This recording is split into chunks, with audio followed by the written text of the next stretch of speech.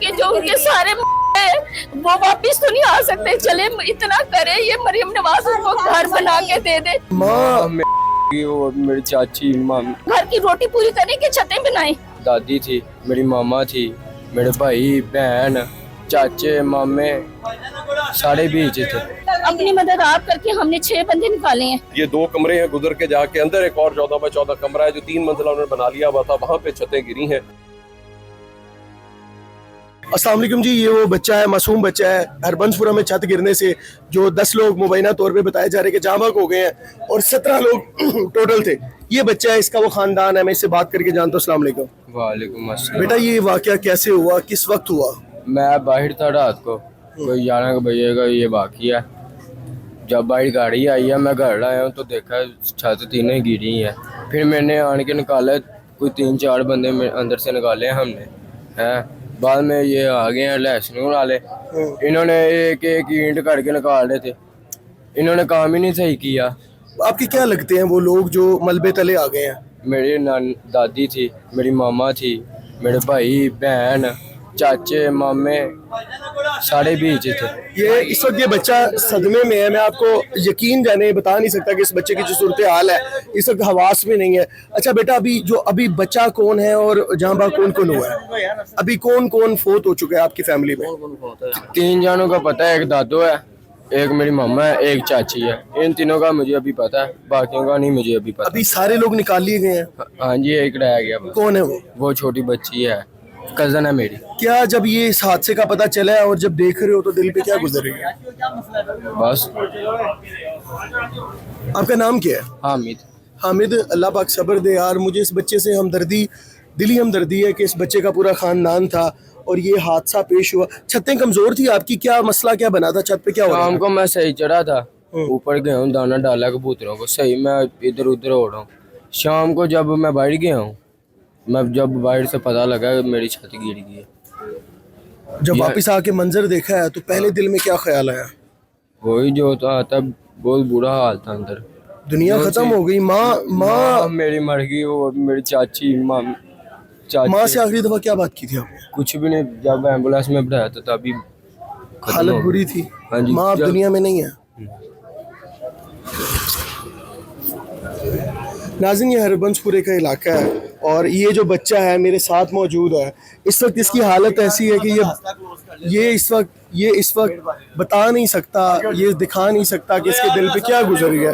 इस बच्चे की माँ जांबर ना हो सकी, इसकी बहन अभी भी मलबे तले है, इसका भाई, इसका बाप, इसकी दादी, पूरा खानदान इस वक्त कह लें कि अल्लाह के पास चला गया। और इस वक्त ये बच्चा है, इसकी कोई दिल का हम बता नहीं सकते, पर ये सूरत हाल है। इस वक्त इसकी आंखों में आंसू है और इस वक्त इसको यकीन नहीं आ रहा कि ये मेरे साथ हो गया, ये सब कुछ हो गया। आप दोस्त हैं? इधर ही जाते हैं। इसका भाई रेस्क्यू बर वक्त आ गई थी, उन्होंने आके निकाल दिया। बाद आए हैं, यही कह रहा वो तो बाद में निकालना है उन्होंने। सुबह तक रात 11 बजे से शुरू हुआ था। 11 बजे से शुरू हुआ, अभी तक उन्होंने एक भी नहीं किसी निकला। को भी जोकर ही नहीं है। नाज़रीन, ये सूरत हाल है। ऐसे देखा वो एक एक ईंट उठा के निकाल रहा बच्ची को, उसका हाथ बाहर है, उसको निकाले से इतना है कि एक ईंट उठा के साइड पे खा रहा। कोई जगह महल है, कोई गाड़ियां शाड़ियां उस तरह से नहीं आई, मदद उस तरह से नहीं आई। नहीं, उसको कहा भी हमने छत से भी कहा भाई ईंट साइड पे करके उसको एक ईंट उठा के साइड पे खा रहे हो, आप तांबिया लो उसको साथ निकालो उसको बाहर से। मरियम नवाज आपकी अम्मी है, माँ है, वो कहती है मैं सबकी माँ हूँ। आपकी माँ इस दुनिया में नहीं रही। अपनी उस माँ से जो रियासत की माँ है उसको क्या कहना चाहते हो? यही कहना चाहते हैं, वो बिल में भी इतना टैक्स भेज रहे हैं।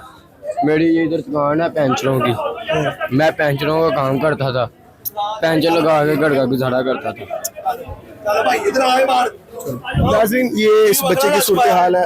आपसे मेरी मरियम नवाज साहिबा से दरखास्त है कि जिस तरह आप सबके सर पे दस्ते शफकत रखती हैं, हाथ रखती हैं, इस बच्चे को सबसे ज्यादा आपकी जरूरत है, क्योंकि पूरा खानदान इसका छत तले आ गया है, मलबे तले आ गया है। इसके सर पे हाथ रखने वाला कोई नहीं है, कोई पुरसाने हाल नहीं है। हरबंसपुरे का इलाका है, आप लाजमी यहाँ पर आए, इनके सर पे दस्ते शफकत भी रखे और जो इनकी मदद को हो सकता है ना, खुदा ना वो करे।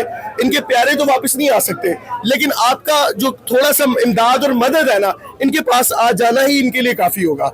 मेरी दरखास्त है कि आप यहाँ पर लाजमी आए। अब मरीम नवाज आपके लिए आएगी, अगर आपका इतना बड़ा नुकसान हुआ, मलबे तले कौन आ गया, आपके लिए आएगी जी। 20 बंदों की तो रेस्क्यू वाले जब आए हैं 9 बजे घर गिरा है, तो वो सब 12 बजे के बाद पहुंचे, उनको आना नहीं चाहिए था पहले? रात 9 बजे गिरा है। जी रात 9 बजे गिरा। उस वक्त तक इन्होंने खुद अपनी मदद आप करके हमने 6 बंदे निकाले हैं, ठीक है। फिर जब वो आई हैं तो उन्होंने सारे निकाले हैं। आपकी क्या लगते हैं? मैं सगी बहन हूँ, मेरी बहन का घर है जी, मैं भी अभी आई हूँ इनके। मरीम नवाज तो कहती हैं कि मैं सबकी माँ हूँ, आपके सर पे हाथ रखें, आगे दस्ते शफकत रखें।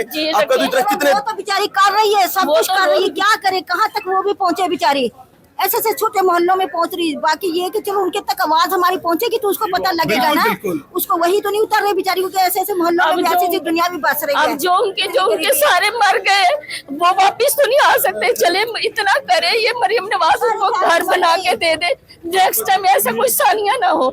आए दिन हर मोहल्ले में, हर जगह, स्कूलों में, कॉलेज में छत गिर रही है, कभी कहाँ गिर रहे हैं, बच्चे सारे मर रहे हैं। कौन इसके जिम्मेदार है? हुकूमत है ना। लेकिन कैसे ये सब कुछ खत्म होगा? गुर्बत इतनी है, अब जो लोग हैं ना, सैलरियां इतनी है ना, को कमाने वाला कुछ है, कहाँ से घर की रोटी पूरी करने की छतें बनाए?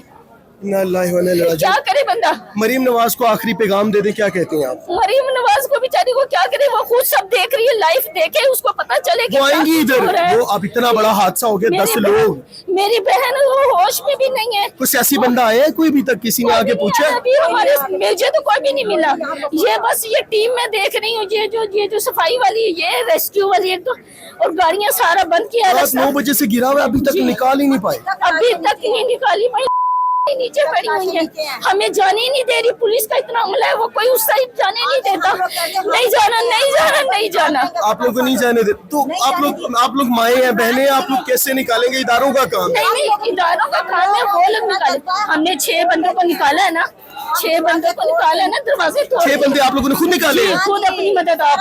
जल्दी जल्दी जो 6 लोग जिंदा है ना, जो जख्मी, मेरी बहन, हाँ तकरीबन कपड़ा होगा या रफली, और उसके अंदर जिस तरह से फैमिलीज थी मल्टीपल फ्लोर्स पे, तो वो हमारा सबसे बड़ा इस वक्त चैलेंज यही है कि बाकी भी जो लोग वहाँ पे काम कर रहे हैं कुछ और, उनका कोई एक और नागहानी आफत ना हो जाए। जो छत है उसमें भी वो टी गार्ड और उससे बनी हुई है, जो दरमियान वाली भी है वो भी इतनी अच्छी कंडीशन में नहीं है।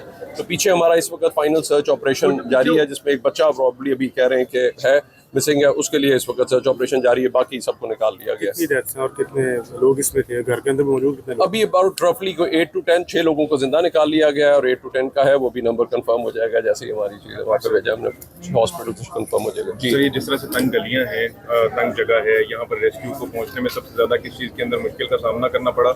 इलाका मकीनों के मुताबिक रेस्क्यू कुछ ताकीद से पहुंची, उसके ऊपर क्या कहेंगे? आपके में सबसे इंपॉर्टेंट चीज़ ये है कि जहाँ पे आप भी इस वक्त हैं, आपकी भी गाड़ी नहीं आ सकती, हमारी भी रेस्क्यू व्हीकल नहीं आ सकती, ऐसी जगहों पे सबसे बड़ा प्रॉब्लम होता है एक्सेस का। इसीलिए हमने मोटर बाइक रेस्क्यू सर्विस शुरू की, जिसने आज तकरीबन 45 लाख से ज़्यादा लोगों को रेस्क्यू किया है, और रिस्पॉन्स टाइम 4 से 5 मिनट बरकरार रखा है।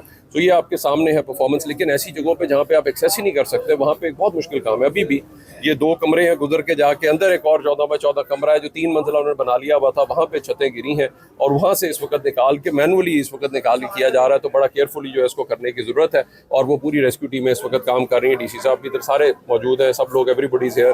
तो पूरी टीम, रेस्क्यू की टीम भी काम कर रही है, सारी गाड़ियाँ, जितने रेस्क्यूअर्स की ज़रूरत है 50-60 वो सारे मौजूद है। मैं आपसे अपील करूँगा सारे मीडिया से कि देखिए, बार बार हम एक ही चीज़ रिक्वेस्ट कर रहे हैं, गवर्नमेंट जितना कर सकती है वो कर सकती है। एक बैनुल-अक़वामी मेयार की सर्विस भी कायम कर दी गई है।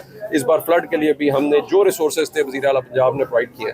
जो सबसे इंपॉर्टेंट चीज़ है, हर छत आके चेक नहीं की जा सकती, तो अपनी छतों पे अगर इतना लोड नहीं है तो वहाँ पे लोग उतने ना चढ़ें, उतने लोग ना जाएं। टी गार्ड की आपकी जो छतें हैं, अगर आपकी उसको साफ करके उसके बाद उसको ठीक करें, ये ना हो कि उसी के ऊपर आप मिट्टी डालते चले जाएं और उसके ऊपर ज़्यादा लोग आ जाएं। तो दिस इज एक बहुत अफसोसनाक वाक़या है, कहीं पे भी अगर कोई भी होता है। सर ये बताइएगा please, as a first responder आप क्या समझते हैं कि शहरों की प्लानिंग बेहतर तरीके में किस तरह कितनी ज़्यादा ज़रूरी है? इतनी तंग गलियों की वजह से, जैसे कि आप लोगों को रेस्क्यू ऑपरेशन के अंदर मुश्किल का सामना करना पड़ा, प्रॉपरली टाउन प्लानिंग कितनी ज़रूरी है ऐसे वाक़या? देखिए, वो तो हमें इस पर कोई शुबा है ही नहीं। आबादी को देखते हुए और इस किस्म की चीज़ों को देखते हुए मैं समझता हूँ लैंड यूज़ और बिल्डिंग कंट्रोल को हमें डेफिनेटली वो करना है, और उसके बगैर मुल्क में अगर आप आबादी का जो शरह देख रहे हैं, अगर हमने वो तो प्लानिंग करनी है, और वफाकी सतह पे भी और सूबाई सतह पे भी बहुत इफेक्टिवली इसके ऊपर प्लानिंग हो रही है। खास तौर पे चीफ मिनिस्टर पंजाब, वज़ीर आला पंजाब ने बार बार इस पर मीटिंगें की हैं। उनका बहुत बड़ा कंसर्न है कि ये बेहंगम तरीके से जिस तरह से शहर फैल रहे हैं, मुख्तलिफ ज्यूरिसडिक्शंस हैं, इनको करने की ज़रूरत है इम्प्रूव करना। आई थिंक उसके ऊपर वो पूरा काम कर रहे हैं।